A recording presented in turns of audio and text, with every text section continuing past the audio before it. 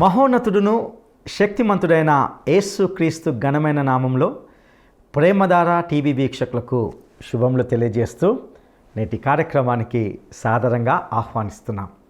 ఈనాటి పాఠంలో మనము యోహాను సువార్త 4వ అధ్యాయము 27 నుండి 54 వరకు ధ్యానించుకోబోతున్నాం. గత పాఠంలో మనము సమరయ స్త్రీతో ప్రభువు సంభాషించిన అద్భుతమైన సందేశాన్ని గురించి విని ఉన్నాం. యేసు ఆ స్త్రీ యొక్క ఆధ్యాత్మిక దప్పికను తన జీవజలముతో తీర్చి ఆమె ఆధ్యాత్మిక సమస్యలకు, సందేహాలకు చక్కటి జవాబును అందించి ఒక రూపాంతరం చెందిన స్త్రీగా మార్చిన వైనాన్ని మనం చూసాం. ఆ తర్వాత జరిగిన పరిణామాలను గురించి, ముఖ్యంగా ఆ స్త్రీ సమాజంలో విసికి వేసారిపోయిన స్థితి నుండి ఒక ఆత్మీయ స్వాంతన పొందిన వ్యక్తిగా ఆమె స్పందించిన స్థితిని ఈనాటి పాఠంలో మనం చూడబోతున్నాం. ఆమె తన జీవితంలో పొందిన చెప్పనశక్యం కాని అనుభవాన్ని తనతో పాటే ఉంచుకొనకుండా తన ఊరి వారందరికీ పంచిన గొప్ప పనిని ఇందులో చూస్తాం. అదేవిధంగా ఆధ్యాత్మిక ఆకలిని, పంటను గూర్చిన కొన్ని లోతైన సత్యాలను కూడా ఇందులో నేర్చుకుంటాం. మరియు ప్రభువు తన పరిచర్యలో చేసిన 2వ సూచక్రియను గూర్చి, అనగా ప్రధాని కుమారుడు చావడానికి సిద్ధంగా ఉన్నప్పుడు మాట చేత బాగు చేసిన గొప్ప క్రియను ఈ పాఠంలో మనం తెలుసుకుంటాం. ఇక సందేశాన్ని వినడానికి మనము సిద్ధపడదామా?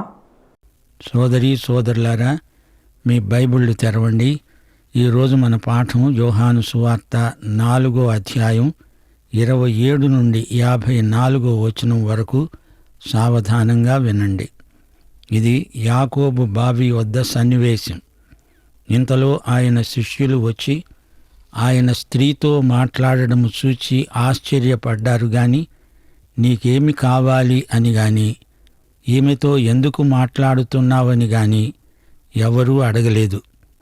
ఆ స్త్రీ తన కుండ విడిచిపెట్టి ఊరిలోనికి వెళ్ళి ఆ ఊరి వారితో అన్నది, మీరు వచ్చి నేను చేసినవన్నీ నాకు చెప్పిన మనుష్యుణ్ణి చూడండి, ఈయన క్రీస్తు కాడా? వారు ఊరిలో నుండి బయలుదేరి ఆయన వద్దకు వస్తూ ఉన్నారు. ఆలోగా శిష్యులు ఆయనను వేడుకున్నారు, బోధకుడా, భోంచెయ్యి. అందుకాయన వారితో అన్నాడు, భుజించడానికి మీకు తెలియని ఆహారము నాకున్నది. శిష్యులు ఒకరితో ఒకరు చెప్పుకున్నారు, ఆయన భుజించడానికి ఎవరైనా ఏమైనా తెచ్చారేమో. యేసు వారిని చూచి అన్నాడు, నన్ను పంపిన వాని చిత్తము నెరవేర్చటము, ఆయన పని తుదముట్టించటము నాకు ఆహారమై ఉన్నది.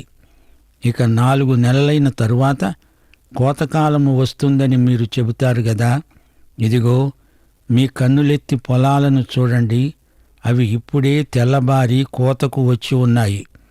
విత్తేవాడు, కోసేవాడు కూడా సంతోషించేటట్లు కోసేవాడు జీతము పుచ్చుకొని నిత్య జీవార్థమైన ఫలము సమకూర్చుకుంటున్నాడు.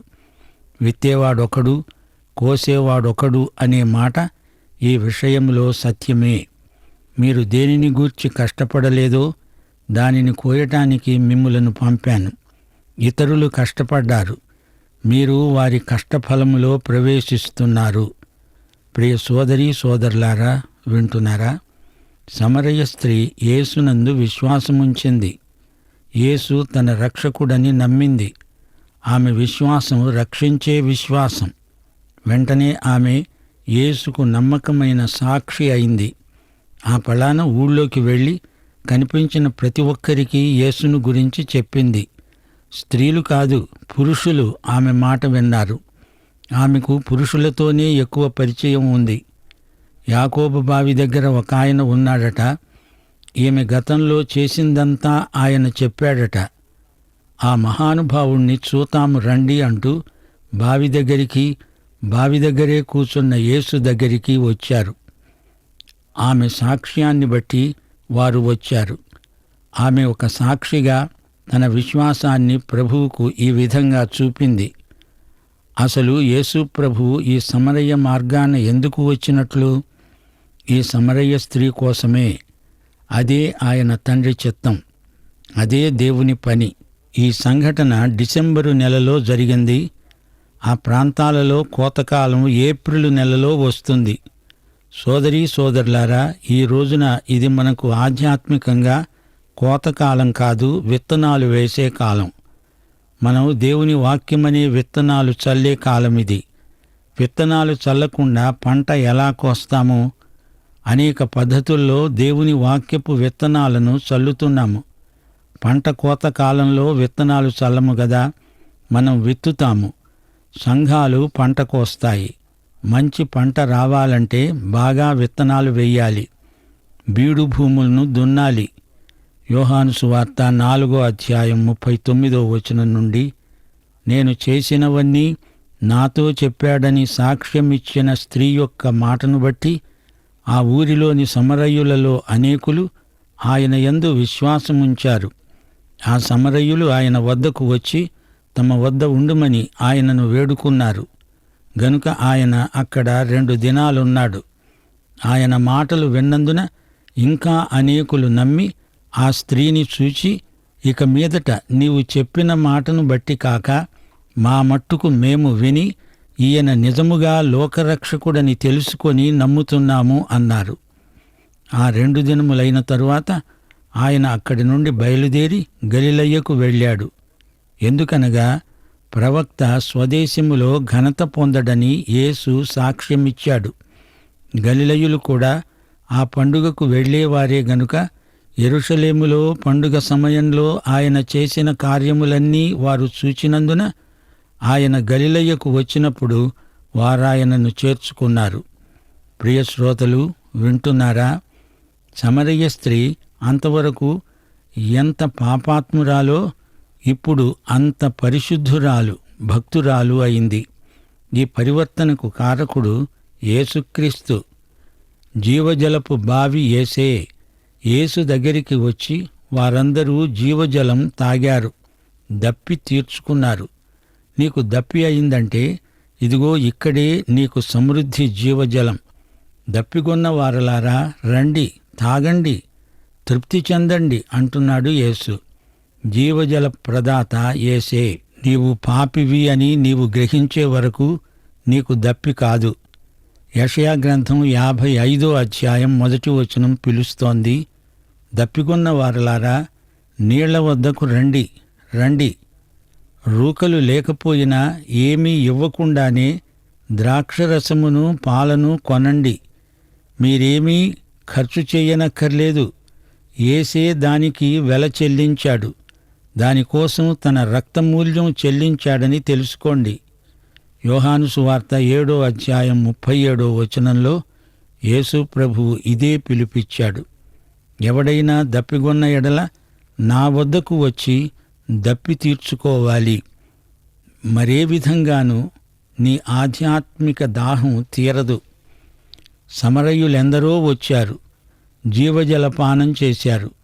వారి దప్పి తీరింది, వారు ధన్యులయ్యారు. ఒక్క వ్యక్తి సాక్ష్యం ద్వారా ఆ ఊరంతా రక్షించబడింది. ప్రియ సోదరుడా, సోదరి, నీవు యేసుకు అలాంటి సాక్షివా?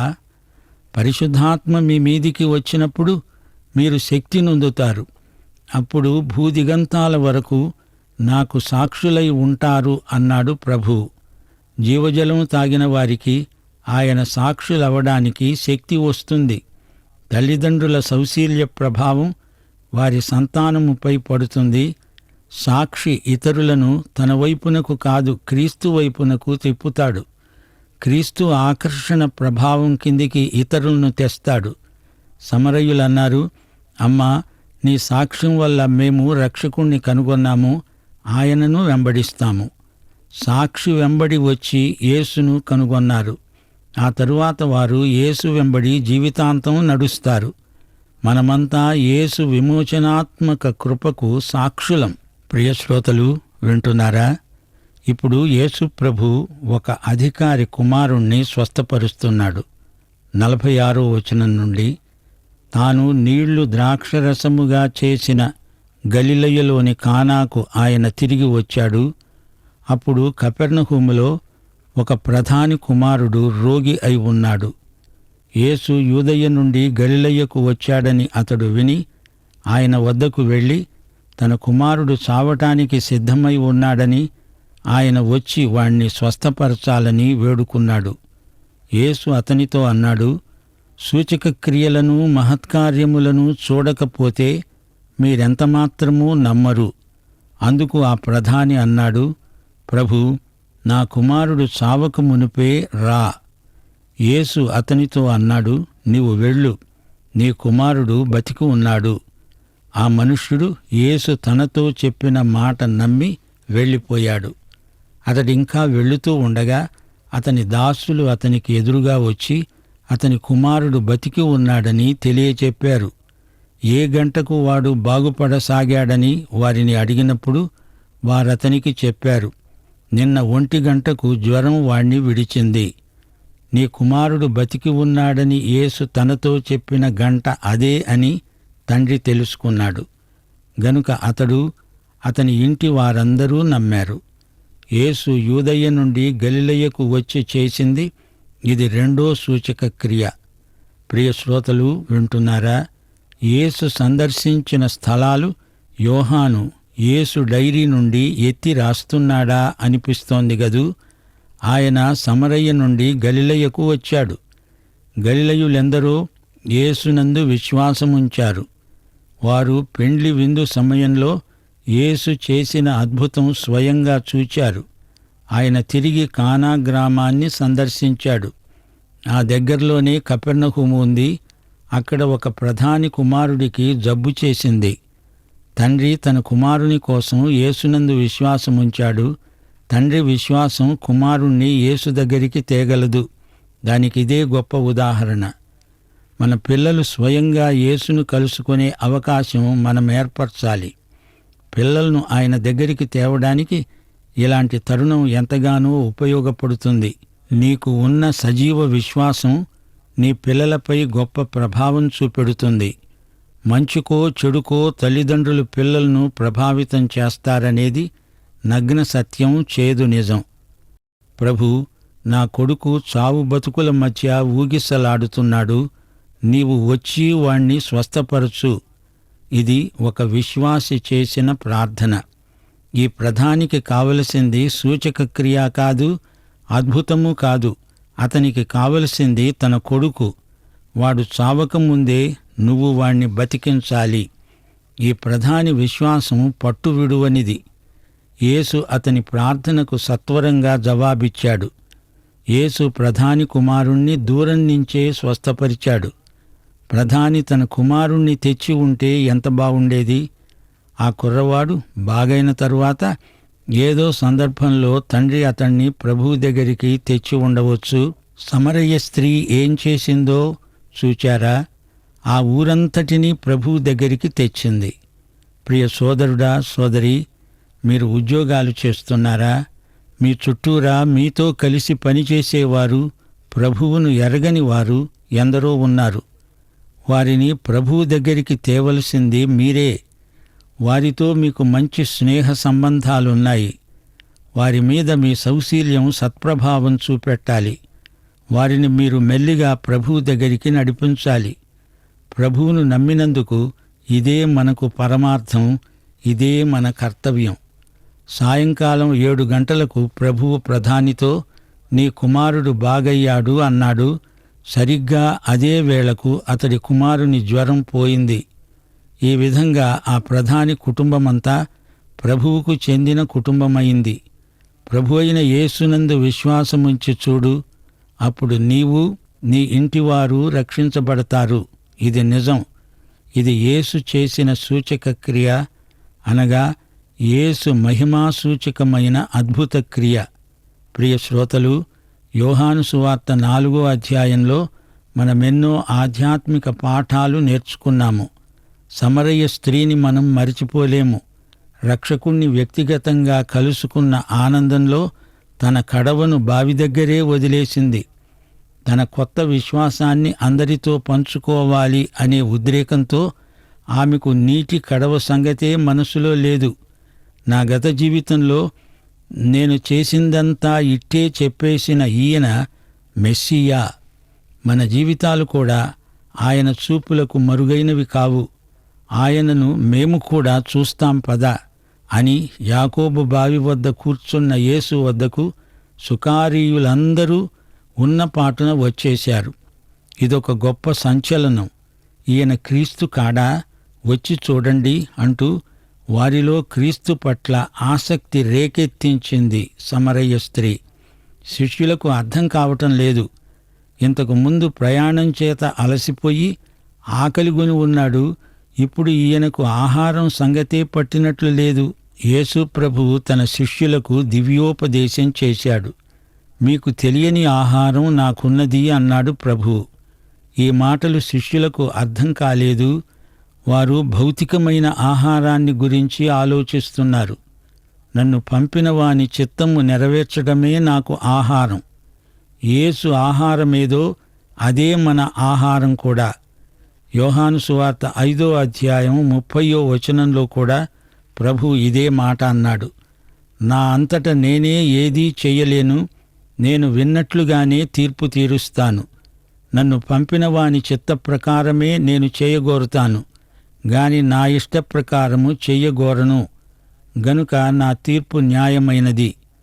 యోహాను సువార్త 8వ అధ్యాయం 29వ వచనం. నన్ను పంపినవాడు నాకు తోడై ఉన్నాడు. ఆయనకు ఇష్టమైన కార్యమే నేను ఎల్లప్పుడూ చేస్తాను. గనుక ఆయన నన్ను ఒంటరిగా విడిచిపెట్టలేదు. యేసు ప్రభువు శోధనలన్నిటినీ గెలిచిన మహావిజేత.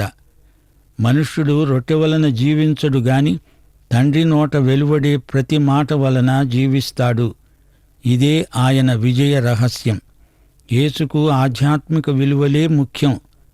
యోహాను సువార్త 17వ అధ్యాయం 4వ వచనంలో తన మహాప్రార్థనలో ప్రభు అన్నాడు, చేయటానికి నీవు నాకిచ్చిన పని నేను సంపూర్ణముగా నెరవేర్చి భూమి మీద నిన్ను మహిమపరిచాను. విత్తనం వేసి పంటను విశ్వాసంతో ఇప్పుడే చూడాలి. సమృద్ధిగా విత్తితే సమృద్ధి పంట. సమరయులు ఇంతమంది వచ్చారంటే ఇది బంగారు పంట. విత్తేవానికి పంట కోసేవానికి అందరికీ ఆనందమే. 2 కొరింథీ 2వ అధ్యాయం 15-16 వచనాలు. పంట కోత తీర్పు సమయం. రక్షించబడే వారి పట్ల, నశించే వారి పట్ల మేము దేవునికి క్రీస్తు సువాసన అయి ఉన్నాము. నశించే వారికి మరణార్థమైన మరణపు వాసనగాను, రక్షించబడే వారికి జీవార్థమైన జీవపు వాసనగాను ఉన్నాము. కన్నీటితో విత్తేవాడు ఆనందగానముతో పంట కోస్తాడు. దేవునికి స్తోత్రం. 2 రోజులు ప్రభువు అక్కడే వారి మధ్య ఉన్నాడు.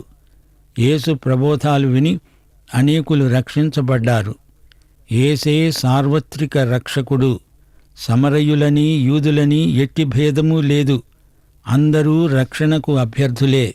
ఒక ప్రధాని కుమారుణ్ణి యేసు స్వస్థపరిచిన విధానం మరోసారి గమనించండి. అతడు కపెర్నహూము నుండి కానాకు ఆదరాబాదరాగా యేసు దగ్గరికి వచ్చాడు. 42 కిలోమీటర్ల ప్రయాణం చేసి వచ్చాడు. యేసు ఎలాగైనా చావబోయే తన కొడుకును బతికిస్తాడనే నమ్మకం అతనికుంది. కేవలం అద్భుతాల వైపే చూచే విశ్వాసం చౌకబారు విశ్వాసం అని ప్రభువు గట్టిగా మాట్లాడాడు. యేసునందు విశ్వాసం తప్పనిసరి. ఆధ్యాత్మికంగా రక్షణ అనుభూతి సహజాతీత స్థాయికి చెందిందే. అయినా కొందరు భౌతిక అద్భుతాలను తెచ్చి మొదట ఉంచుతారు. 1 కొరింథీ 1వ అధ్యాయం 22వ వచనం. యూదులు సూచక క్రియలు చేయమని అడుగుతున్నారు. గ్రీసు దేశస్థులు జ్ఞానం వెతుకుతున్నారు. అయితే మేము సిలువ వేయబడిన క్రీస్తును ప్రకటిస్తున్నాము. నీ కొడుకు బాగయ్యాడు పో అన్నాడు యేసు. కపెర్నహూములో ఉన్న రోగిని యేసు కానాలోనే ఉండి స్వస్థపరిచాడు. నీవు కపెర్నహూముకు రా అని ప్రధాని వేడుకుంటే ప్రభువు విశ్వాసం దూరమెరుగదు అనే సత్యాన్ని ప్రధానికి నేర్పాడు. అడిగిన దానికంటే ఊహించిన దానికంటే ప్రభువు అతనికి ఎక్కువగానే ఇచ్చాడు. యేసు మాట నమ్మాడు, యేసును నమ్మాడు. ప్రధాని కుమారుని స్వస్థత యేసు మాట్లాడిన క్షణంలోనే జరిగింది. అతడు అతని ఇంటివారు ప్రభువును నమ్మారు. ప్రభు అయిన యేసునందు విశ్వాసముంచు.